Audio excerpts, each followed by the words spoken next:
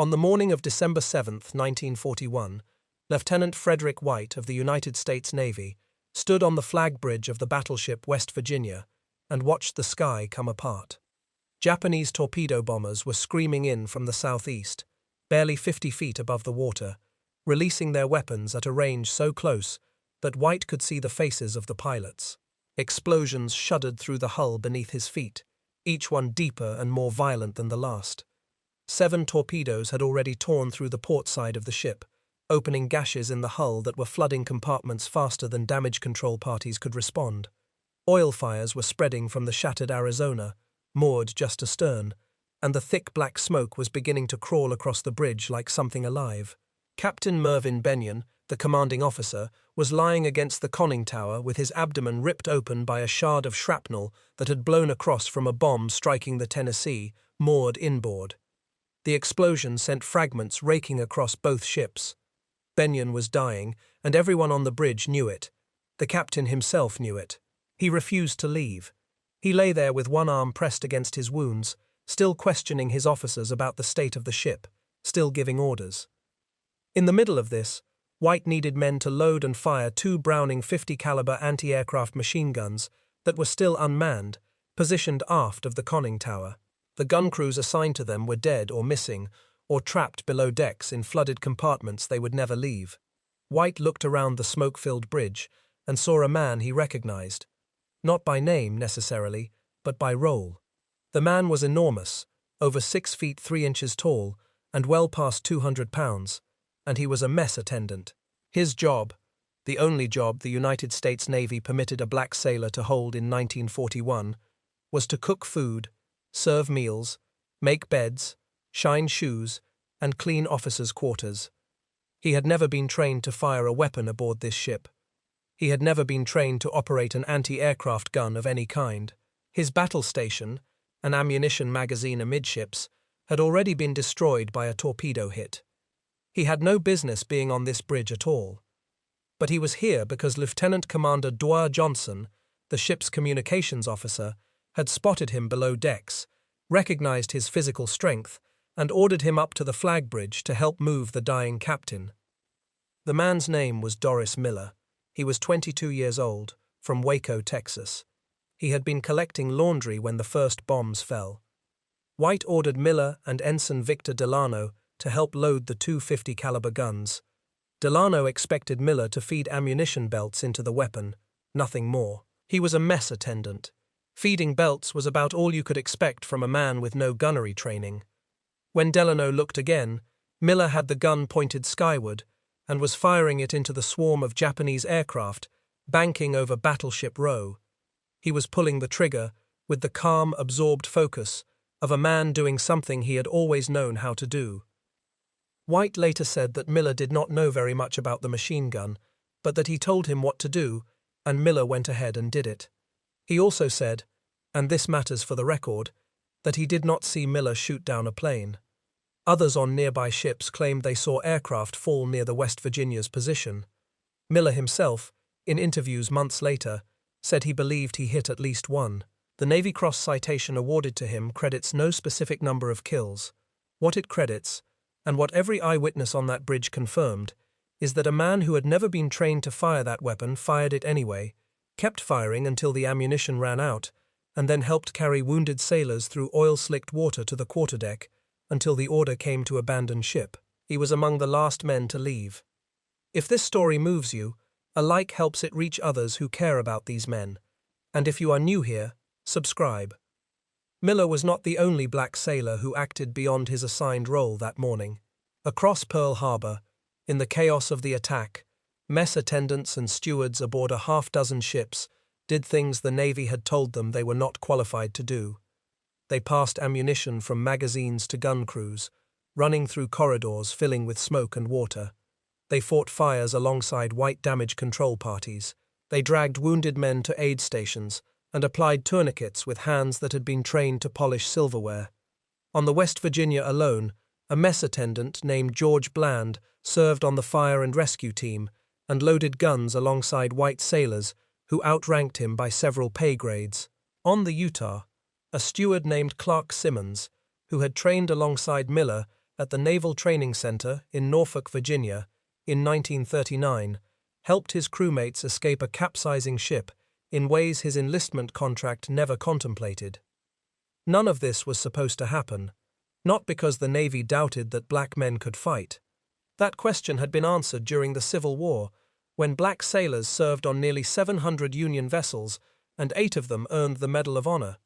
It was not supposed to happen because the United States Navy, by deliberate policy and institutional design, had built a wall inside its own fleet. On one side of that wall stood the men who were trained to fight. On the other side stood the men who were trained to serve. The wall was not made of steel or regulations alone. It was made of something harder to tear down than either. It was made of the assumption that the men behind it could not fight, and the men behind it were, without exception, black. What happened on December 7th did not destroy that wall. The wall would stand for years after the last fires at Pearl Harbor went out. But what happened on December 7th did something the wall's architects had never anticipated. It proved, in front of the entire world, that the wall had never been built on truth. It had been built on a decision, and decisions can be unmade.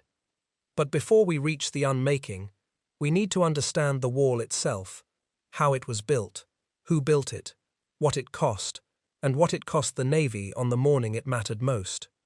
And that story does not begin in Hawaii. It begins in a small farming community outside Waco, Texas, where a boy named Doris Miller grew up learning how to work, how to fight, and how to be invisible inside a system that preferred he remain that way. Doris Miller was born on October 12, 1919, in rural McLennan County, Texas, just outside the city of Waco. His parents, Connery and Henrietta Miller, were sharecroppers who worked a small farm in the flat Texas countryside, where the heat baked the dirt hard as brick in summer, and the winters brought just enough cold to make the work miserable without making it stop. The midwife who delivered him had been certain the baby would be a girl, and so the name Doris was chosen before anyone knew otherwise. It stayed. Miller was the third of 4 sons. The family grew what they could, sold what they had, and lived the way most black farming families in central Texas lived in the 1920s and 30s, which is to say, with very little margin between getting by and going under. Miller helped on the farm from the time he could carry a bucket. He hunted squirrels with a .22 caliber rifle, a skill that gave him steady hands and an eye for a moving target, though no one in the Navy would ever think to connect those qualities to the operation of a machine gun. He even completed a correspondence course in taxidermy, a detail that tells you something about a boy looking for any path forward in a place that offered almost none. He grew into a physically remarkable young man. By high school, he stood 6 feet 3 inches and weighed over 200 pounds. He played fullback on the football team at Moore High School, Waco's black secondary school, where he was known for being difficult to bring down once he got moving. He was strong, fast for his size, and by every account from people who knew him, quiet and easy to get along with. He was not a strong student. He began 8th grade in January of 1937, at the age of 17, repeated the grade due to poor performance, and eventually dropped out. He applied to the Civilian Conservation Corps and was not accepted. He reportedly tried to enlist in the army, but was turned away. And then, on September 16, 1939, 3 weeks before his 20th birthday, Doris Miller walked into the Naval recruiting station in Dallas, Texas, and enlisted in the United States Navy for a 6-year term. He enlisted as a mess attendant, 3rd class. He did not choose this rating. It was the only one available to him.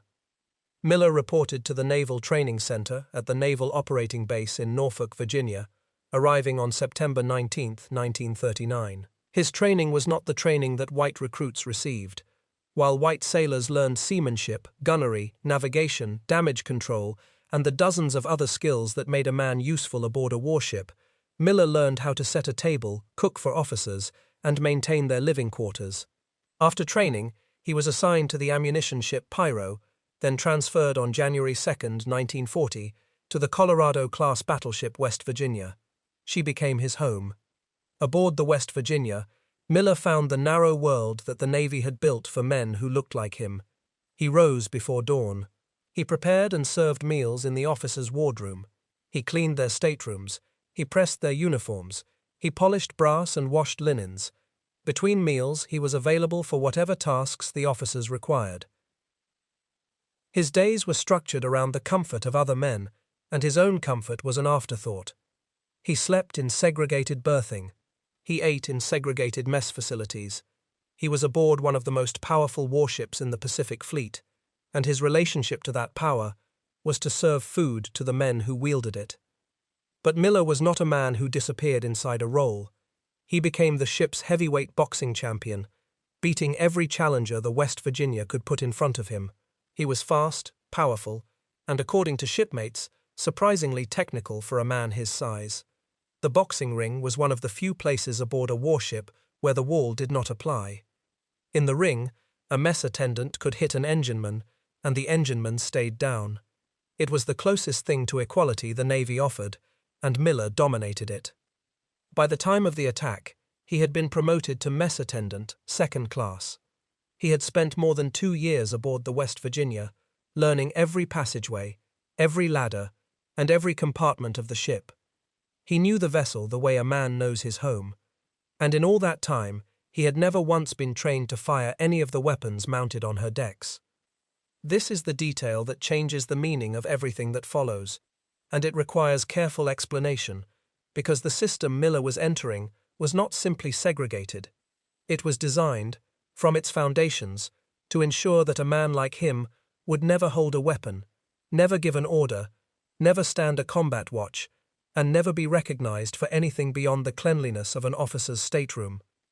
In 1939, when Miller raised his right hand and took the oath, the messman branch was the only branch of the United States Navy open to black Americans. The only one.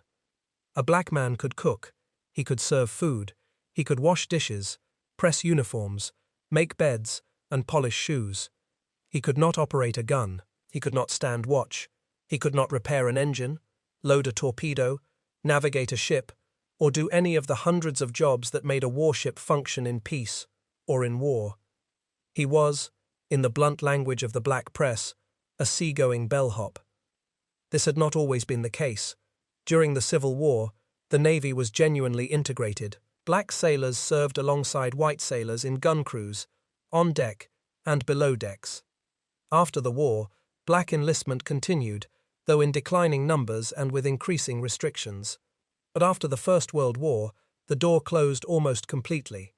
From roughly 1919 to 1932, black enlistment in the Navy effectively ceased. When it resumed in the early 1930s, it resumed on a single track, the messman branch, nothing else. The reasoning, if it can be called that, had been articulated by Secretary of the Navy Josephus Daniels during the First World War, who made clear that policy required colored men to be enlisted only in the messman branch. The deeper reason, never committed to an official document but understood by everyone inside the system, was simpler. If a black sailor were permitted to hold a combat rating, he might one day achieve a rank that placed him in authority over white sailors, and the Navy, as an institution, had decided that this could not be allowed. The entire structure of the messman branch, the training restrictions, the separate berthing, the limited promotion path, all of it existed to prevent a single outcome, a black man giving an order that a white man was required to obey. By December of 1941, the United States Navy had roughly 170,000 sailors. Of those, approximately 5,000 were black. Every single one of them was a steward or a messman. 5,000 men, confined to a single job, on a fleet about to fight a war across 2 oceans. 5,000 men, who could have been gunners, machinists, signalmen, corpsmen, fire control men, electricians, quartermasters, or any of 100 other ratings the Navy desperately needed as the fleet expanded for war. Men who scored well on aptitude tests, men who had mechanical skills from civilian jobs, men who had the physical strength and the mental sharpness to do anything the Navy asked. Instead, they served breakfast and made beds, and if they wanted to advance, the highest they could realistically reach was chief steward, a man who supervised other men doing the same work. This is the wall. And this is what makes Doris Miller's story different from every other story of individual heroism at Pearl Harbor. When a white gunner's mate manned a weapon on December 7th, he was doing what the Navy had trained him to do. When a white boatswain led a damage control party, he was executing the skills the Navy had given him. But when Doris Miller picked up that .50 caliber machine gun on the bridge of the West Virginia, he was not doing what the Navy had trained him to do. He was doing what the Navy had specifically, explicitly, by policy and by custom, told him he was not qualified to do, and he did it anyway. Remember that, because this is not just a story about one brave man on one terrible morning. It is a story about what happens when a system built on a false assumption meets a moment that does not care about assumptions. Now let us return to that morning. December 7th, 1941, 6 o'clock in the morning. Doris Miller woke in his berth aboard the West Virginia, moored at berth Fox 6 on Battleship Row, Ford Island, Pearl Harbor. The West Virginia was tied alongside the Tennessee, her port side, the harbor side, facing outward, exposed to the open water from which the torpedo bombers would come. Miller dressed and began his duties. He served breakfast mess to the officers. He started collecting laundry. It was a Sunday morning, and the routine was the same as every other Sunday morning aboard a battleship in peacetime. At 7:57, the first torpedo struck. The West Virginia was not the only target. Across Battleship Row, the entire Pacific battleship fleet was being torn apart simultaneously. The Oklahoma, moored just ahead, was hit by multiple torpedoes and had already begun to roll. Within 12 minutes she would capsize completely, trapping more than 400 men inside her overturned hull, many of whom would die in the darkness, listening to rescue teams tapping on the other side of the steel they could not escape. The Arizona, moored astern, had been struck by an armor-piercing bomb that penetrated her forward magazine. Minutes into the attack, the magazine detonated. The explosion killed more than 1,100 men, most of them in an instant, broke the ship apart, and sent a massive fireball climbing into the morning sky. The concussion wave shook every ship in the harbor and knocked men off their feet aboard vessels moored hundreds of yards away. Miller felt the West Virginia shudder beneath him as the torpedoes struck her port side in rapid succession. The explosion slammed through the hull, ruptured bulkheads, and threw men off their feet across every deck. Then a second torpedo hit. Then a third. The torpedoes had been launched from aircraft flying off the Japanese carrier Strike Force, and they struck the West Virginia's exposed port side, one after another, in a sequence so rapid that the damage control parties could not respond to one hit before the next one came. In the space of minutes, 7 torpedoes tore into the hull. The ship began listing heavily to port, leaning toward the harbor as water poured through gashes in her side. 2 bombs also hit, armor-piercing shells converted from battleship ammunition, though neither fully detonated. If not for the quick thinking of Lieutenant Claude Ricketts, who ordered counterflooding to equalize the water intake on the starboard side, the West Virginia would have capsized like the Oklahoma. Ricketts's decision kept her upright. She settled to the bottom of the harbor on an even keel, her hull resting in the mud, which meant her upper decks and superstructure remained above water, which meant her guns could still fire, which meant that a mess attendant on her bridge still had something to fire. Miller heard the alarm for battle stations and ran. He did not hesitate. His assigned station was the ammunition magazine for an anti-aircraft battery amidships. When he reached it, the compartment had been destroyed by a torpedo hit. The station did not exist anymore. There was nothing to report to and nothing to do there. He did what he had been trained to do in exactly 0 hours of instruction. He improvised. He made his way to a central junction point on the ship, a passageway crossing known among the crew as Times Square, and reported himself available for duty. He was immediately put to work carrying wounded sailors from the decks to aid stations below. Then Lieutenant Commander Dorie Johnson found him. Johnson was the ship's communications officer, and he needed a strong man on the flag bridge to help move Captain Benyon. Johnson knew Miller by sight, likely from the boxing ring where Miller had beaten every man aboard who dared to step in with him. Johnson ordered Miller to the bridge. What Miller found when he reached the conning tower was a scene of concentrated horror. Captain Mervyn Benyon, a Naval Academy graduate, born in Vernon, Utah, in 1887, lay on the deck of his own bridge with a wound that no battlefield medicine could repair. Shrapnel from the bomb that struck the Tennessee had crossed the gap between the two ships and torn into his abdomen, partially disemboweling him. He was conscious. He was lucid. He was in agony that would have rendered most men speechless, and yet he was still giving orders to fight the fires and save the ship. And he refused, absolutely and repeatedly, to be moved to a first aid station. He told his men to leave him and save themselves. They did not leave. Miller and another sailor lifted Benyon and tried to carry him off the bridge. They could not. Fire had blocked the ladderway, and thick, oily smoke made the route impassable. Instead, they moved him to a sheltered position behind the conning tower, out of direct exposure to the strafing runs that were still raking the ship's superstructure. Benyon continued to question his officers about the status of the ship, asking about flooding, about countermeasures, about whether the guns were still firing, giving directions where he could. He died there, on the deck of his own bridge, from blood loss, still holding his wounds closed with one arm. For his actions that morning, Captain Benyon was posthumously awarded the Medal of Honor. His citations stated that he evidenced apparent concern only in fighting and saving his ship, and strongly protested against being carried from the bridge. And then Doris Miller did the thing that no one ordered him to do, and no one trained him to do, and no regulation permitted him to do, and no assumption about his race suggested he was capable of doing.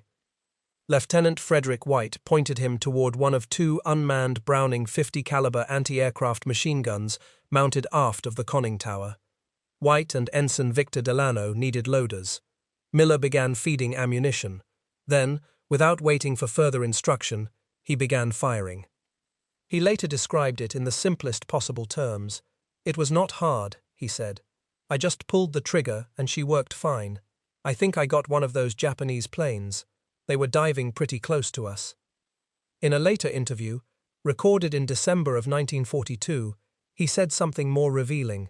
He said that when the Japanese bombers attacked his ship at Pearl Harbor, he forgot all about the fact that he and other Negroes can be only messmen in the Navy and are not taught how to man an anti-aircraft gun. He forgot all about the fact. Hold that sentence. We will come back to it. Miller fired until the ammunition was gone. Then Lieutenant Ricketts ordered him to help carry Captain Benyon to the navigation bridge to escape the thickening smoke. Benyon was barely conscious by then. He died shortly after. When the order came to abandon ship, Miller did not leave immediately. He moved through oil-slicked passageways and across decks awash in burning fuel, helping wounded men reach the quarterdeck. The ship's action report, written by the executive officer, Lieutenant Commander Roscoe Hillencoter, credited Lieutenant White, aided by Miller, with hauling people through oil and water to the quarterdeck, thereby unquestionably saving the lives of a number of people who might otherwise have been lost. The ship settled to the harbor floor. More than 100 of her crew were dead, including Captain Benyon. During salvage operations months later, the remains of dozens of sailors were found trapped in sealed compartments below decks. In one compartment, a calendar was found with dates scratched off through December 23rd. Some men had survived for more than 2 weeks, sealed in the dark, in the hull of a sunken ship, with no rescue coming. And then, for nearly 3 months, nothing happened to acknowledge what Doris Miller had done. On January 1st, 1942, the Navy released a list of commendations for valor during the December 7th attack. White sailors were named. Their actions were described. Their hometowns were listed. Their photographs were distributed to newspapers. America was hungry for heroes, and the Navy was eager to provide them. The men who had fought back, who had manned guns while their ships burned, who had pulled wounded comrades from the water, were celebrated individually and by name. Among the commendations was a single entry for a black sailor. It did not give his name. It did not give his ship. It did not give his rating. It referred to him only as an unnamed Negro messman, who had done everything the named white heroes had done, and done it without the training they had received. The Navy had permitted Miller to fire a machine gun at enemy aircraft. It had permitted him to carry his dying captain across a burning bridge. It had permitted him to save the lives of his shipmates in the water. What it would not permit, in January of 1942, was to say his name. The same institution that had spent 2 years telling Miller he was only qualified to cook and clean was now telling the American public that a black sailor had performed acts of extraordinary courage, but that this black sailor was not important enough to identify. This is the moment where the wall revealed itself most clearly, not in what it had prevented Miller from doing, because on that count it had failed completely, but in what it refused to acknowledge after he had done it. The system could not stop a man from being brave, but it could refuse to call him by name afterward. And for 3 months that is exactly what it did. The wall might have held if not for what happened next. And what happened next had nothing to do with the Navy, nothing to do with the military chain of command, and everything to do with a newspaper in Pittsburgh, Pennsylvania, called the Courier. The Pittsburgh Courier was the most widely read black newspaper in the United States in the early 1940s, with a circulation that reached hundreds of thousands of readers every week. Its editors understood something that the Navy's leadership did not. They understood that the unnamed Negro messman was not just a story about one man, he was a story about the lie at the center of the wall. If a mess attendant could fire a machine gun during the worst attack in American naval history, if he could do it with no training whatsoever and do it well enough to earn a commendation from his commanding officers, then the assumption that black sailors could not fight was not an assumption at all. It was a choice. And choices made by institutions can be challenged by the public those institutions serve. The Courier went to work. Working with Lawrence Reddick, a historian who directed the Schomburg Center for Research in Black Culture in Harlem, New York, the newspaper spent weeks and significant resources identifying the unnamed sailor. On March 12, 1942, Reddick publicly announced the name. The Courier ran the story 2 days later under a banner headline. The wire services picked it up. Within days, the entire country knew the name the Navy had tried to leave blank. Doris Miller. The Courier did not stop there. On February 7, 1942, the paper had launched what it called the WWII campaign, Victory Abroad Against Fascism, Victory at Home Against Jim Crow. Miller became the face of both victories.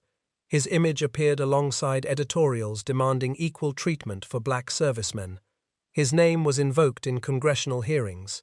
His story was repeated on radio broadcasts, in churches, in meeting halls, and in barbershops across Black America. The NAACP wrote to President Roosevelt asking that the Distinguished Service Cross be awarded to the unnamed black sailor. Senator James Meade of New York introduced a resolution to award Miller the Medal of Honor. Representative John Dingell of Michigan introduced a matching bill in the House. The opposition was immediate and deeply revealing.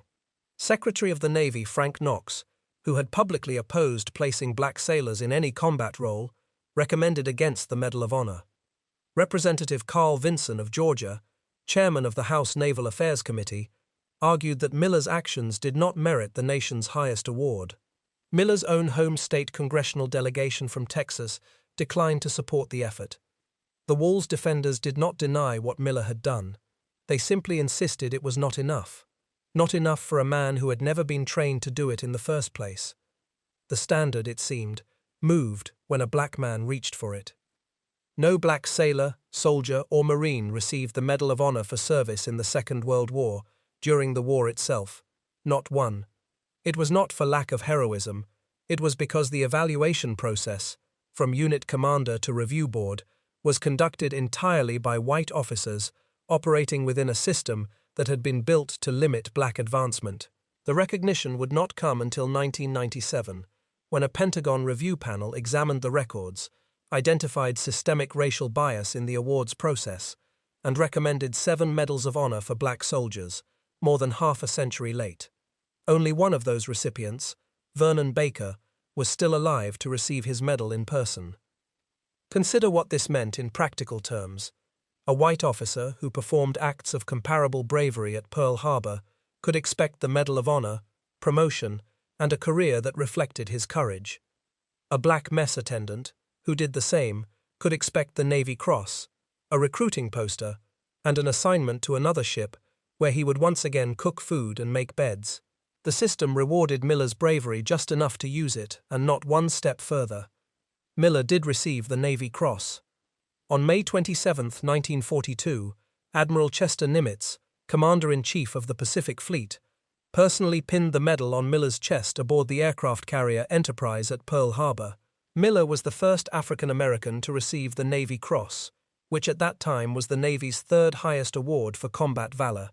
Nimitz, himself a Texan, said at the ceremony that this marked the first time in the conflict that such high tribute had been paid in the Pacific Fleet to a member of his race, and that he was sure the future would see others similarly honored for brave acts.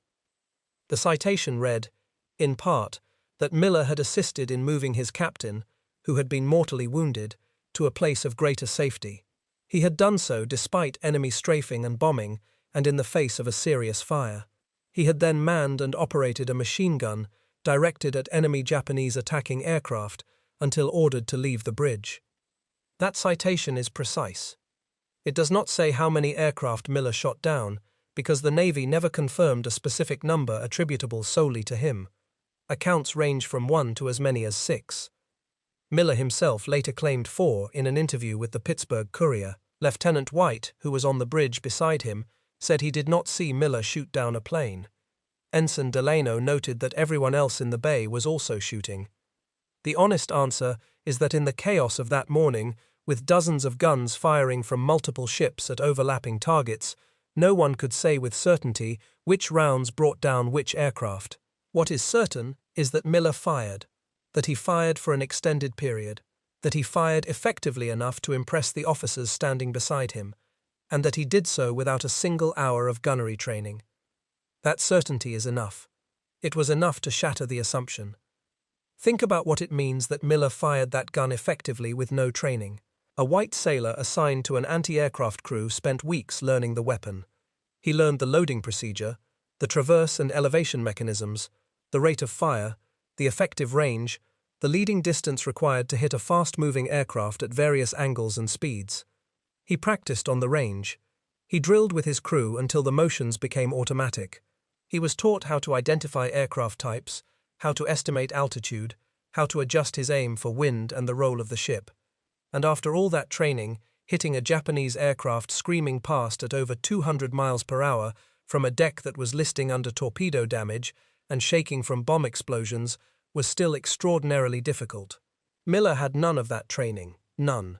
He had a trigger, a general idea of which direction to point the barrel, and the same instincts that had made him a squirrel hunter in McLennan County, and a boxer aboard the West Virginia.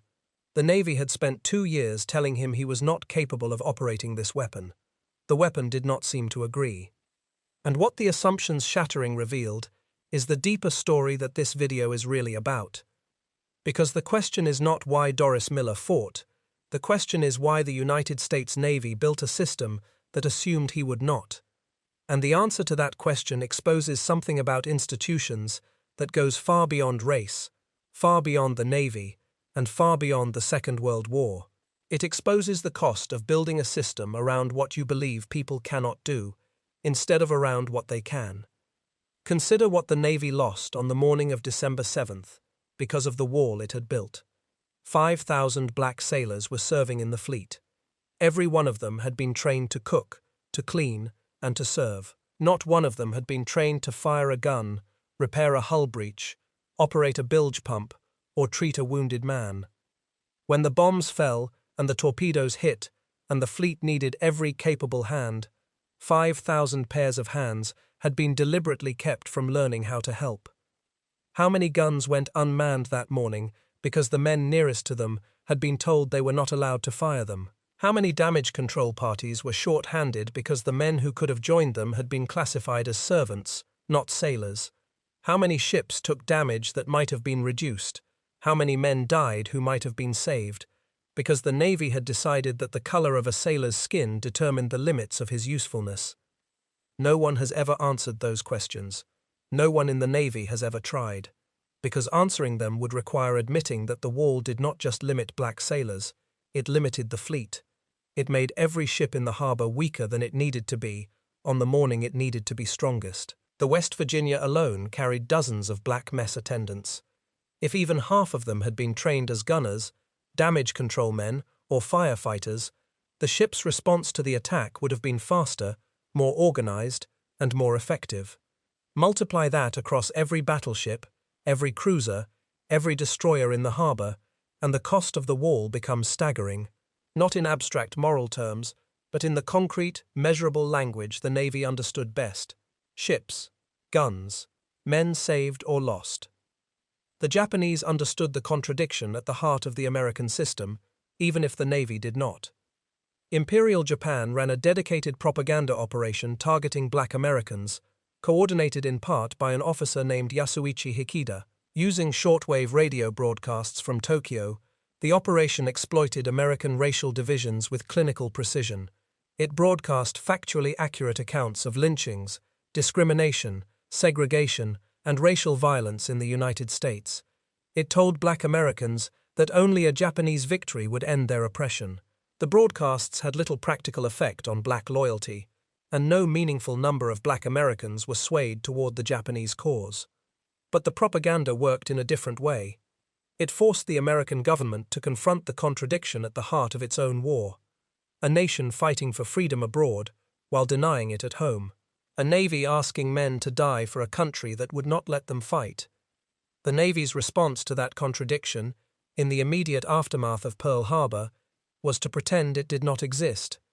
On December 9, 1941, 2 days after the attack, the NAACP sent a telegram to the Secretary of the Navy asking whether black recruits would now be accepted outside the messman branch. The Bureau of Navigation replied that there had been no change in policy and none was contemplated.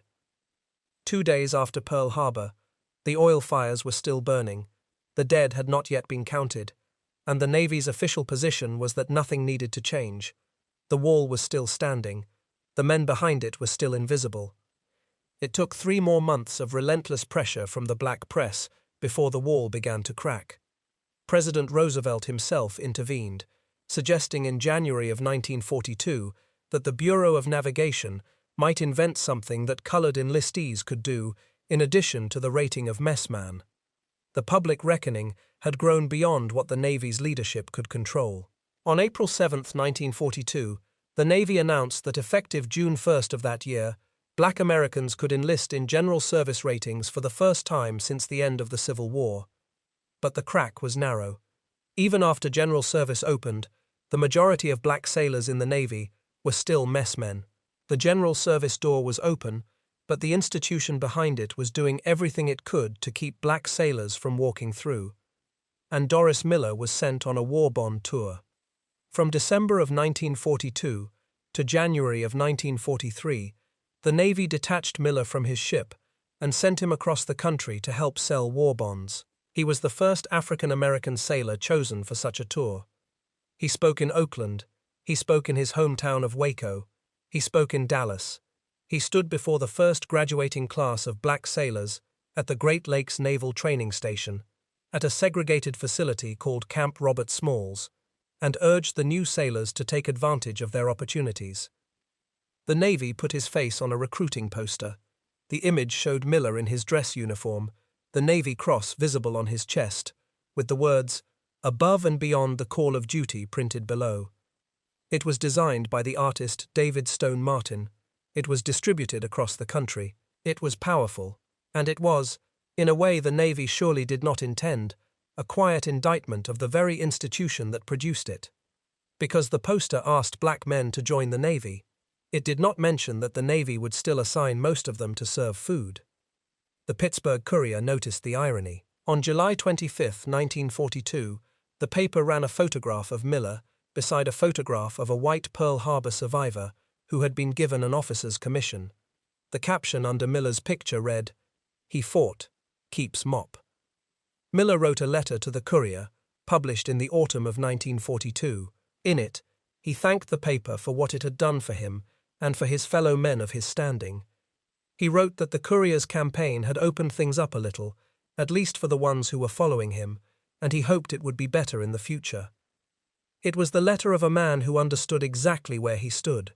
Inside the wall, looking through the crack, hoping the men behind him would find a wider opening. After the bond tour, Miller returned to sea duty. He was assigned to a new ship, the escort carrier Liscome Bay, a Casablanca-class carrier built by Kaiser Shipbuilding in Vancouver, Washington. She was small, flat-decked, and lightly armored, built fast and built cheap for convoy escort and close air support, not for fleet engagements against enemy capital ships. She was commissioned on August 7, 1943, and deployed to the Pacific. Miller was aboard as cook, third class, the rank he had been promoted to on June 1, 1943. He was still cooking. He was still serving. The wall had cracked, but it had not fallen, and Doris Miller was still behind it. On November 10, 1943, the Liscome Bay departed Pearl Harbor with Task Force 52 for Operation Galvanic, the invasion of the Gilbert Islands. Her mission was to provide air support for the Marine landings on Makin Atoll. Miller's role aboard the carrier was the same as it had always been. He cooked, he served, he cleaned. He was the most decorated enlisted man on the ship, and his duties had not changed. On the morning of November 24, 1943, at approximately 5:10, the Liscome Bay was steaming roughly 20 miles southwest of Butaritari Island in the pre-dawn darkness. A lookout shouted a warning. A torpedo launched by the Japanese submarine I-175 was streaking toward the ship's starboard side. It struck near the after engine room. The torpedo detonated the ship's aircraft bomb magazine, packed with munitions for her air wing. The explosion was so massive that it scattered debris up to 5,000 yards. Burning wreckage showered the battleship New Mexico, steaming almost a mile away. The Liscome Bay listed and sank in approximately 23 minutes. Of the 916 crewmen aboard, 644 went down with the ship. Many more died of wounds in the water afterward.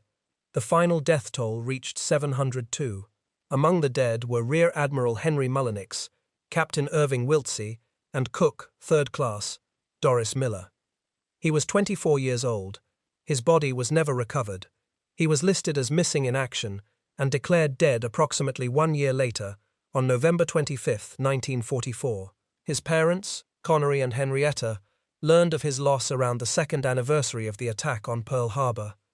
The news came to the same small farm in McLennan County, where Doris had grown up hunting squirrels and playing football. The same farm he had left 4 years earlier to join a navy that would let him serve food but not fire a gun. They received a letter, a flag, and eventually a Purple Heart. What they did not receive, and what no Gold Star family ever receives, is an answer to the question of whether it was worth it. Miller had written to his family during the war. His letters were those of a young man trying to reassure the people who loved him. He did not dwell on the injustice of his position. He did not write long passages about the wall or the system or the policy that confined him. He wrote the way most young servicemen write home. He told them he was fine. He told them not to worry. He had survived the most devastating surprise attack in American naval history. He had been decorated for valor by the commander of the Pacific Fleet. He had become the most recognized black serviceman in the country, and he died in the dark, in the Pacific, on a ship that sank so fast that most of her crew never reached the water. The submarine that killed him, the I-175, was itself destroyed less than 3 months later, sunk on February 4, 1944. But here is what the wall's defenders never understood, and here is the part of this story that reaches forward from December 7, 1941, and from November 24, 1943, across the decades that followed. The defenders thought the wall was keeping the fleet safe. They thought that by confining black sailors to the messman branch, they were preserving order, maintaining discipline, and protecting a tradition that had served the Navy well. What they were actually doing was weakening the fleet from the inside. Every mess attendant who could have been trained as a gunner represented a gun that went unmanned in the critical first minutes of an attack. Every steward who could have been trained in damage control represented a flooded compartment that no one reached in time. Every black sailor with the intelligence, the courage, and the physical ability to fight, who was told instead to wash dishes, represented a hole in the Navy's defenses that no amount of steel or ammunition could fill. The wall was not protection, it was sabotage, self-inflicted, institutional, invisible until the morning it was tested. The crack Miller made widened slowly in the years after his death. The Navy's segregation did not end cleanly or willingly. In July of 1944, an ammunition explosion at Port Chicago, California, killed 320 men, most of them black sailors who had been assigned to load munitions, one of the most dangerous jobs in the Navy, without adequate training or safety procedures. When the surviving black sailors refused to return to the same deadly conditions, 50 of them were court-martialed for mutiny in the largest mutiny trial in Navy history. Their case, championed by the young NAACP attorney Thurgood Marshall, who would one day sit on the Supreme Court, became another fracture in the wall. Across the other services, black Americans were proving the wall wrong every day of the war.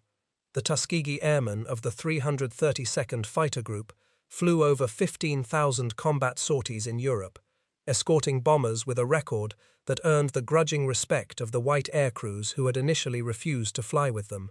The 761st Tank Battalion, known as the Black Panthers, fought across France and Germany, earning a reputation for ferocity that their own army had predicted they would never possess. In the Pacific, Black Marines served on islands where the fighting was as close and as brutal as anything on the Western Front. Every one of these units existed because someone, somewhere, had looked at the wall and asked the same question Miller had answered on the bridge of the West Virginia. Can these men fight? And every one of these units answered the question the same way Miller had, by fighting.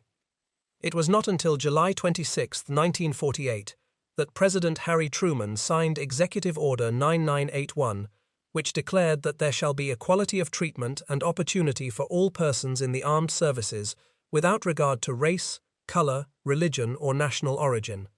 Full implementation took years. The last all-black Army unit was not deactivated until 1954, but the executive order was the beginning of the end. The line from Doris Miller's .50 caliber machine gun on the bridge of the West Virginia to that executive order is not direct, and it should not be oversimplified. Miller was not the only catalyst. The WWII campaign, the Port Chicago disaster, the Tuskegee Airmen, the 761st Tank Battalion, A. Philip Randolph's activism, and the courage of thousands of unnamed black servicemen all contributed to the pressure that eventually broke the wall. But Miller was the first visible crack. He was the man who proved the wall was hollow, and every fracture that followed ran through the one he had made. On January 20, 2020, Martin Luther King Jr. Day, Acting Secretary of the Navy Thomas Modly stood at a ceremony at Pearl Harbor and made an announcement that would have been unimaginable to the men who built the wall. The Navy's next Ford-class aircraft carrier, the most powerful warship ever designed, hull number CVN-81, would be named the USS Doris Miller. It was the first time in the history of the United States Navy that an aircraft carrier had been named for an African American. It was the first time a carrier had been named for an enlisted sailor. The Navy that once refused to say his name would now send the most formidable ship in its fleet into the world carrying it. On August 25, 2021, at Newport News Shipbuilding in Virginia, the first cut of steel was made for the future carrier. 6 members of the Miller family stood on the shipyard floor and watched as a torch bit into the metal that would become the keel of a warship bearing the name of their ancestor. A man who had cooked meals and collected laundry would now have his name etched into a ship displacing over 100,000 tons. Think about what that means. A mess attendant from Waco, Texas, a man who was told the only thing he was qualified to do in the Navy was serve food, will have his name painted in letters across the hull of a ship carrying more than 4,000 sailors and 75 aircraft. A ship designed to project American power across the oceans of the world. A ship that will sail for 50 years. Every sailor who serves aboard the Doris Miller will walk under the name of a man who was once classified as unfit to do anything they do. Clark Simmons, the mess attendant who had trained with Miller at Norfolk in 1939, survived the war and lived to be 95 years old. He died in Brooklyn, New York, in April of 2017. In interviews late in his life, Simmons described Miller in words that carried the quiet authority of a man who had been there. He called Miller a huge man, about 6'2", 225 to 235 pounds, but the nicest guy that you ever want to meet. And then Simmons said the sentence that captures everything. He went up and physically picked up the captain, and then he went back and manned a .50 caliber machine gun which he had not been trained on.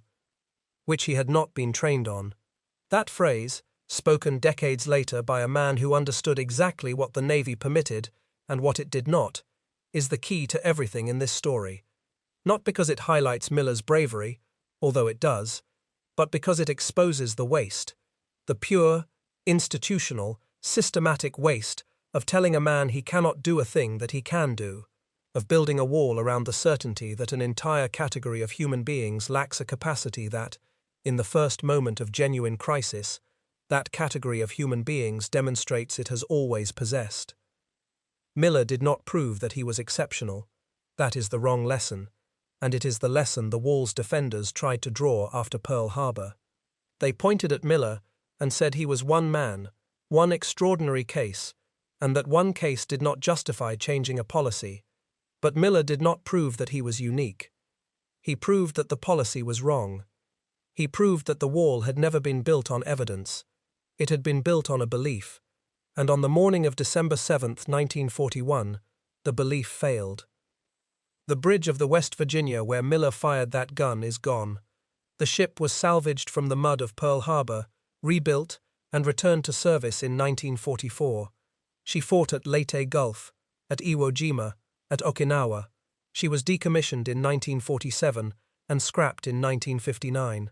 Nothing remains of the deck where Miller stood, where Benyon died, where a mess attendant picked up a gun and cracked a wall that had stood for decades. But in Waco, Texas, a 9-foot bronze statue of Doris Miller stands overlooking the Brazos River, and soon his name will be on the hull of the most powerful warship ever built. Doris Miller never asked to be a symbol. He was a cook who picked up a gun because the men around him were dying, and the gun was there and no one else was firing it. He did not make a political statement. He made a decision, and the decision was the simplest one a man can make in the middle of a fight. Something needs to be done. I can do it. I will do it. The Navy built a wall and told him to stay on his side. He stayed for 2 years, 3 months, and 21 days. Then, on a Sunday morning in December, with the harbor burning and the fleet sinking, and his captain bleeding out on a steel deck in the Hawaiian sun, he walked through it. Not because the wall came down, because he discovered it had never been real. Thank you for spending these minutes with Doris Miller. If this story reached you, a like is the single best way to help it find others who care about this history. If you are not subscribed, now is a good time, and the bell ensures you never miss one of these. I would love to hear where you are watching from today, and if someone in your family served in the Second World War, a father, a grandfather, an uncle, a neighbor you grew up hearing stories from, tell me about them in the comments. Every one of those men and women carried a story like the one you just heard. Most of them never told it. This is how we make sure they are not forgotten.